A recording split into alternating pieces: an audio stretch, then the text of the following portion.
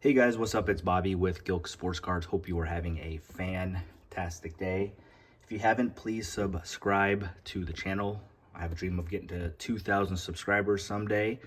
Like, comment this video if possible. It really helps me out. If you first time visiting the channel, we do lots of PSA reveals. We open up and rip a lot of wax on this channel. Unfortunately, not as much as we used to. Just the price of wax is getting really out of hand, as you guys know, especially in retail, since we're kind of a retail rip channel. Plus, the hits seems to get worse and worse. Like, I understand losing money on opening up cards, but you know, $60, $70, $80 mega boxes, when you get $5, $10 in value back, makes it pretty tough. So we've kind of cut down a little bit. I actually enjoy grading more than opening packs. Love grading, but that's what we're going to talk about today. Is it worth grading? And I'll just let you guys know up front that I am still all in. You're not going to see me or this channel stop grading cards, but it is getting a lot harder. And I wanted to start off with kind of a funny story.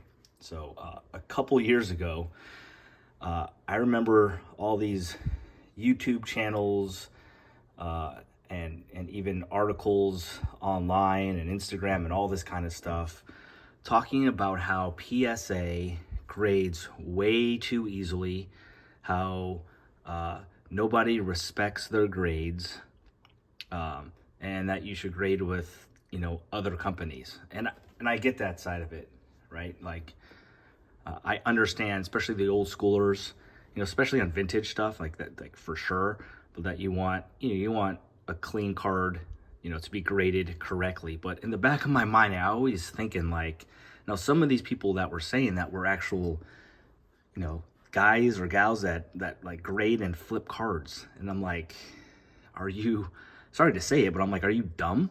Like you send cards to PSA to grade and you want them to be tougher on the cards you're sending. I'm like, do you not want more 10s than 9s and 8s? Like, why are you talking about this?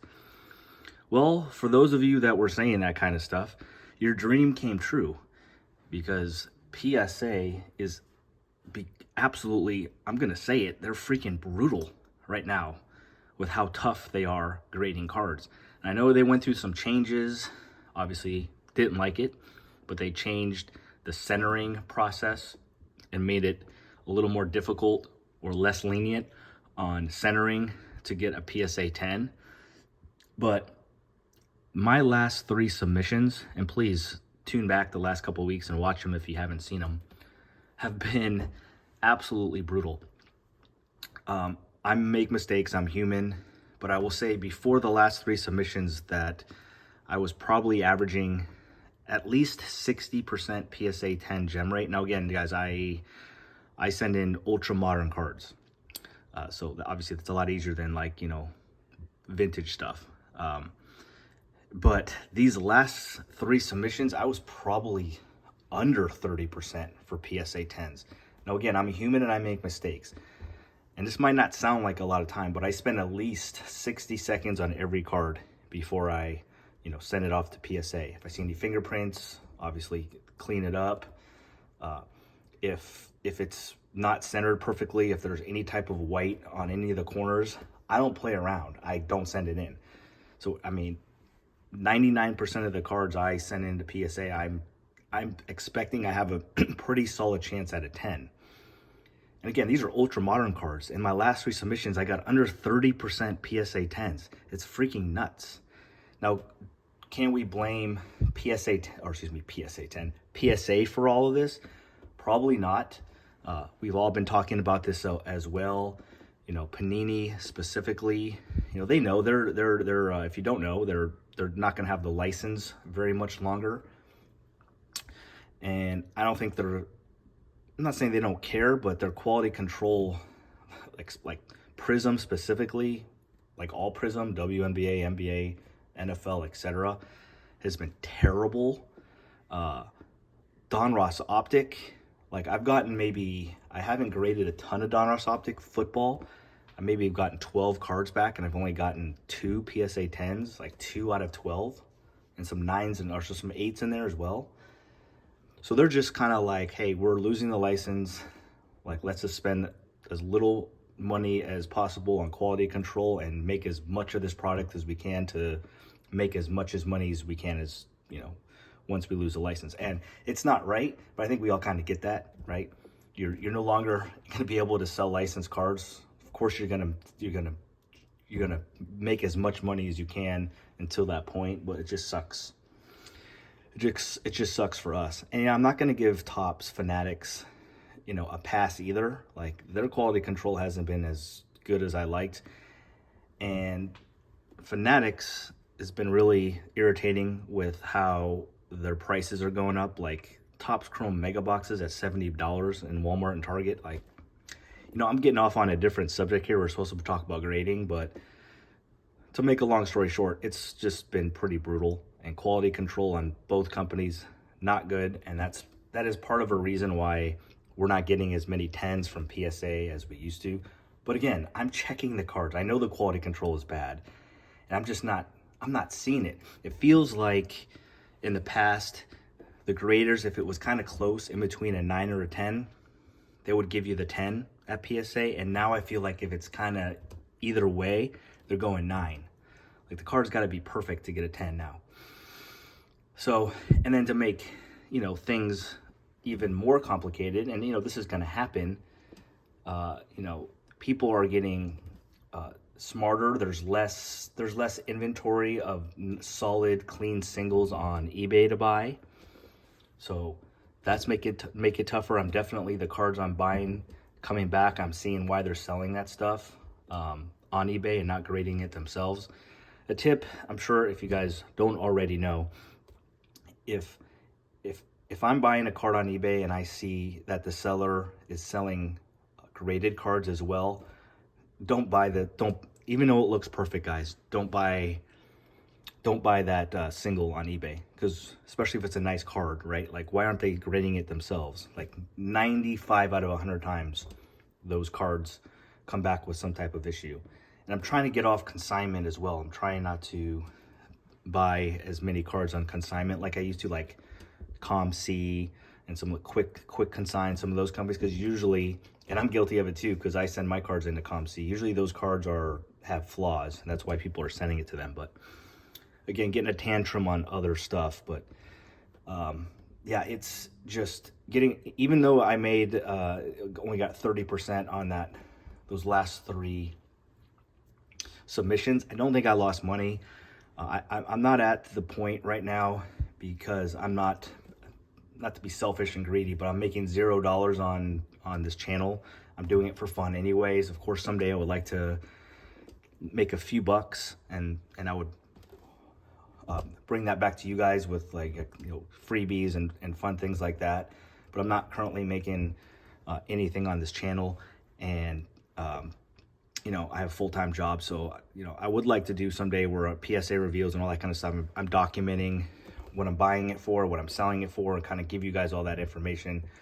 It's kind of tough when you're not making money on a channel and have a full-time job, but someday that's the dream. That's why I think if I get to 2,000 subscribers, we'll get to that point.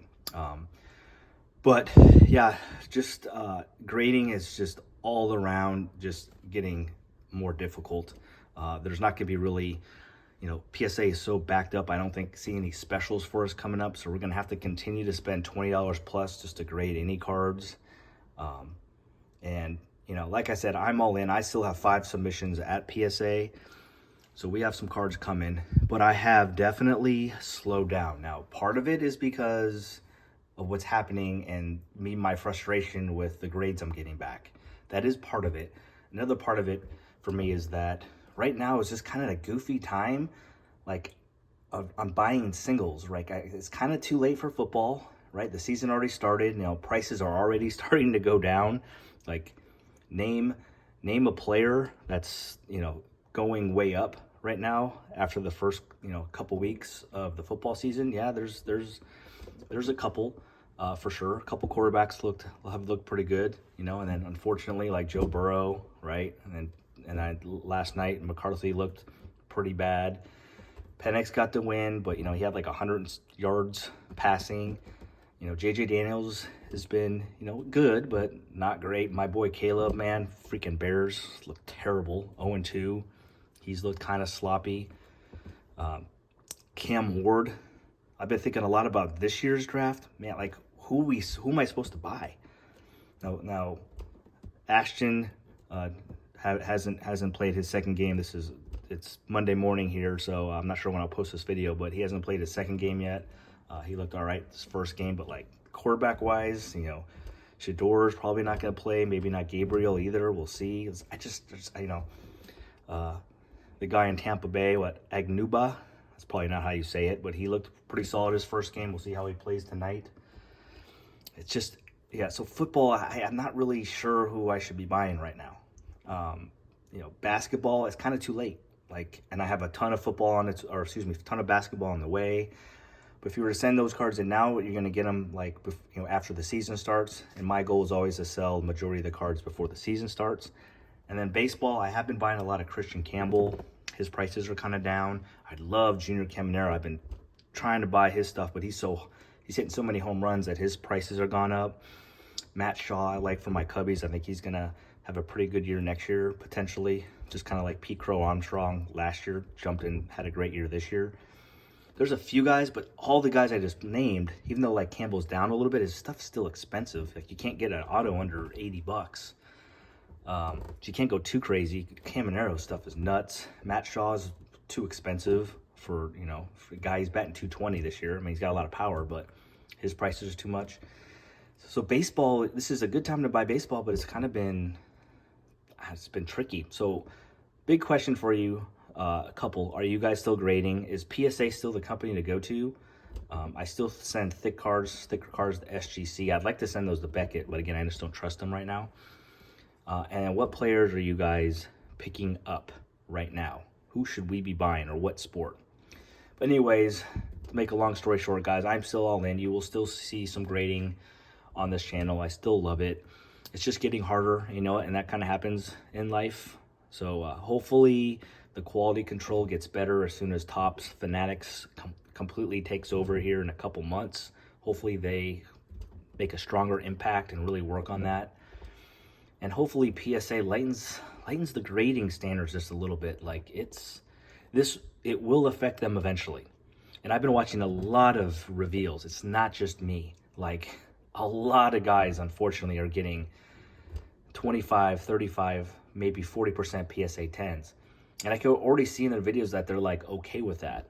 It's just it's almost like we're used to it already. And it's on ultra modern cards, we should not be getting 30% PSA 10s. It just should not happen. If you spend any time at all looking at these cards, there should not be 30% PSA 10s. It's so rough, guys, but it is what it is, right? There's nothing we can do. We just got to keep battling, just being a little bit pickier, I guess. Just be better. And that's it. So let me know in the comments if you guys are still grading, and if you think things will get better. And please let me know who you guys are buying or what sports you're buying right now. Appreciate you watching. Again, please subscribe if you haven't. Have a great week, guys. I appreciate y'all. Peace.